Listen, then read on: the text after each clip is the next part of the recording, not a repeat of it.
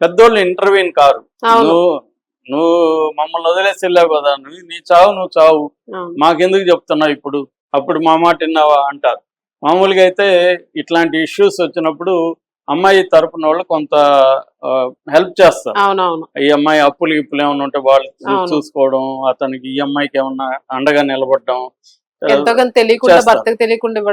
ఉండడం చేస్తారు. కానీ ఇక్కడికి వచ్చేసరికి వాళ్ళు ఈ అమ్మాయిని అవాయిడ్ చేస్తారు. నువ్వే చేసావు కదా, నువ్వే గోతులోకి వెళ్ళావు, దూకావు, కాబట్టి నువ్వే చస్తే చావు, బతికితే బతుకు అన్నట్టుగా వాళ్ళకి కూడా ఒక రకమైన విరక్తి వచ్చి ఉంటుంది.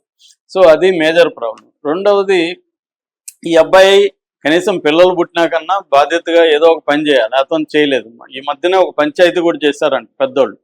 చేసి తన్ని నువ్వు ఇలాగుంటే అట్లాగా అప్పులంతా అయిపోయింది. ఈమె ఏంటంటే డ్వాక్రా దీంట్లో చేరి దాంట్లో అప్పు చేసింది ఇల్లు గడపడానికి. పిల్లలు ప్రైవేట్ స్కూల్, పిల్లలకు కూడా గవర్నమెంట్ స్కూళ్ళలో పంపిరు, వీళ్ళకి మళ్ళీ ప్రెస్టేజెస్ ఉంటాయి.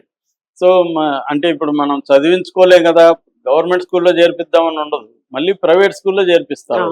దానికి ఫీజులు, వాళ్ళకి డ్రెస్సులు, ఇవన్నీ కాస్టే కదా.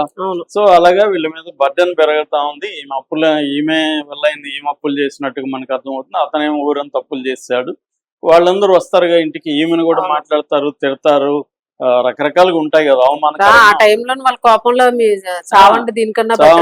రకరకాలు అంటారు. అవును, చావచ్చు కదా ఇలా మోసం చేసే బదులు అనేది అంటారు, వాళ్ళ బాధల్లోంచి వాళ్ళు అంటారు.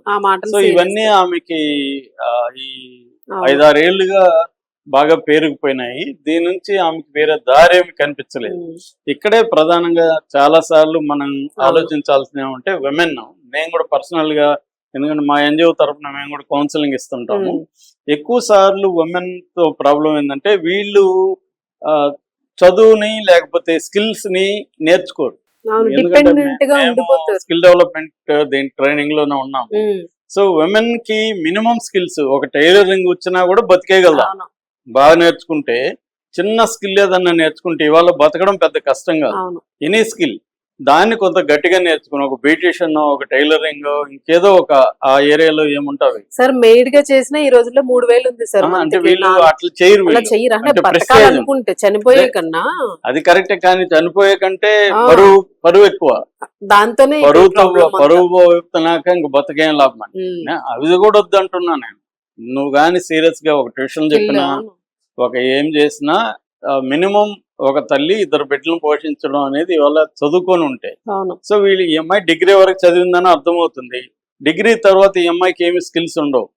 స్కిల్స్ నేర్చుకుని కంప్యూటర్ లేకపోతే ఇంకోటి నేర్చుకుని, అంటే చాలా మంది చేసే తప్పేమంటే ప్రేమ పెళ్ళైనా ఇంకోటైనా భర్త చూసుకుంటాడులే, మనం పిల్లల్ని కన్నాం అనే పద్ధతులు ఇమీడియట్ గా పిల్లల్ని కన్నారు వీళ్ళు. అందుకని 19లో పెళ్లి అయితే ఇమీడియట్ గా 6 ఏళ్ళు పాప ఉంది అంటే ఇమీడియట్ గా పిల్లల్ని కన్నారు. పిల్లల్ని ఎప్పుడు కనాలి? సెటిల్ ఈ అమ్మాయికి ఇప్పుడు అర్థమైంది అది పాపం. అప్పుడు ఈ అమ్మాయికి అర్థం వల్ల అంత మెచ్యూరిటీ లేదు, మేబీ ఆ అమ్మాయికి గైడ్ చేసేవాళ్ళు లేరు, సపోర్ట్ సిస్టమ్ లేదు. స్త్రీలకు ఉండే మేజర్ ప్రాబ్లమ్స్ అది. ఒకటి, వాళ్ళ స్కిల్ సెట్ ఉండదు. 2, వాళ్ళకి సపోర్ట్ సిస్టమ్స్ ఉండవు. సపోర్ట్ సిస్టమ్ లేకుండా వాళ్ళకి గైడ్ చేసే వాళ్ళు కూడా ఉండరు. అమ్మ నువ్వు ఈ స్కిల్ నేర్చుకో, నేను నీకు జాబ్ ఇస్తాను అనేవాళ్ళు కూడా ఉండరు. యాక్చువల్గా ఈ అమ్మాయి కొంత ప్రయత్నించే పుత్తూరులో కూడా మాలాగా అక్కడ ఎన్జిఓస్ ఉంటాయి, 4 NGOs పోయి కలిసి నేను ఇట్లా నాకు లైఫ్ ఇట్లా ఉంది, మాకేమైనా హెల్ప్ కావాలంటే చేసేది ఉంటారు. కానీ వీళ్ళు బయటికి పోయి అడగరు. సో అందువల్ల ఇవాళ నిజానికి చాలా ఆపర్చునిటీస్ ఉన్నాయి, కానీ ప్రయత్నించాలి. సో వీళ్ళు ఏంటంటే భర్త మీద గుడ్డిగా డిపెండ్ అయిపోవడం ఈ అమ్మాయి చేసిన ఇది. దీనివల్ల అమ్మాయికి ఏంటంటే చావు తప్ప ఇంకే మార్గం కనపడలే. అక్కడే ఈ అమ్మాయికి ఎవరు గైడెన్స్ ఇచ్చేవాళ్ళు. ఖచ్చితంగా ఈ అమ్మాయి అయితే కొట్లాడింది కొంతవరకు, ఎందుకంటే పంచాయతీ చేయించింది, కొట్లాడింది, అవన్నీ చేసింది. భర్త మారడం తెలిసినప్పుడు ఆల్టర్నేటివ్ గా మనం ఏం చేయాలనేది ఈ అమ్మాయి ఆలోచించుకుని ఉండాలి. దాంతో పాటు ఈ అమ్మాయికి సపోర్ట్ సిస్టమ్స్ ఇవన్నీ లేవు.